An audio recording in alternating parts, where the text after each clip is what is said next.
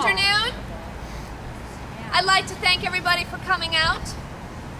I'd like to begin by recognizing Dave Glukowski. Dave is running for the 102nd. Thank you, Lisa. Way back to Dave. Yay! I'd also like to thank my husband. You're And welcome. everybody that came out. You know, I've been out all day. I hit 5 towns.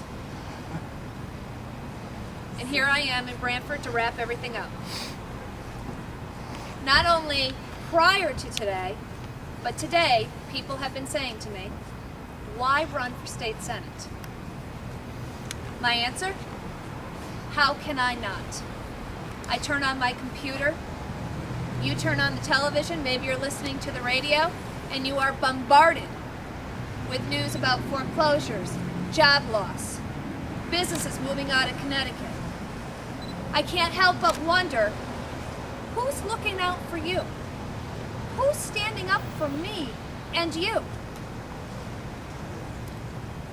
Who is going to be the person to stand up for you? See, the political class has failed us here in Connecticut. The writing is on the wall. We have overwhelming debt.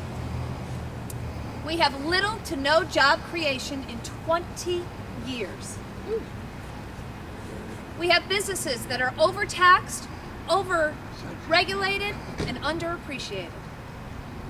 Our children are growing up and they're moving out, while our seniors are spending their golden years in homes that are losing value day by day. We could change that here in Connecticut. We could change it right here in Branford. We need new representatives with fresh and common sense ideas. Ideas to get the government shrinking and economy growing. Senator Ed Meyer, he hasn't stand up for you. Unfortunately, it's time for him to go. For the well-being of Branford and the well-being of Connecticut, I intend to show him the door to retirement. Yeah. My plan is simple. Let's cut taxes, stop record borrowing and spending. Let's eliminate programs that do not create opportunity or care for those truly in need. While we're at it, how about we repeal some of those punishing mandates for our towns and our schools, putting more money into your pockets with lower property taxes. Yeah. For the business owners in the crowd, how about we lower the taxes and create incentive? Businesses will grow and create more jobs. And why don't we start living less is more? Shrink government. Yes. The state of Connecticut should not be your largest employer. I'm sorry, folks. Now, I have a belief, and that belief is that government should invest in its people, invest in its citizens, create a more positive business environment so people can find jobs and maintain a decent standard of living right here in Connecticut, not 2 states, 3 states south. While we're at it, let's hold those legislators accountable. No legislator should be receiving free health care and pensions. They should be cutting their overhead, cutting their salaries, showing you they are prepared to take the same hits you're taking day in and day out. Education is important. I've got a couple of kids, many of you have children. I want them to continue to have opportunities to grow and succeed in this state. Unfortunately, Senator Meyer has not done that. He has not stood up for you. He has not advocated for your schools. Instead, he has stood by, well, for every dollar you send to Hartford, on average 10 cents only comes back to your schools. Healthcare. Folks, I know we need to rein in healthcare. It's out of control. But it cannot be done with a single-payer government system. Senator Meyer not only supported but he voted for sustenance, Connecticut's flawed universal health care system. That health care bill comes with a hefty $2 billion annual price tag. When it was time for Senator Ed Meyer to stand up for you, he didn't do it.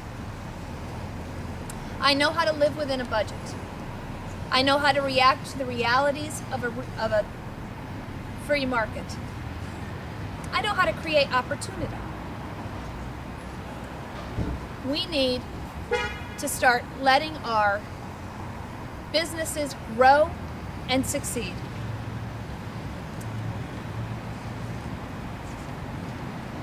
The time is now to make sure that Senator Ed Meyer understands how difficult it is when you're out there working day in and day out. He's lost touch with you.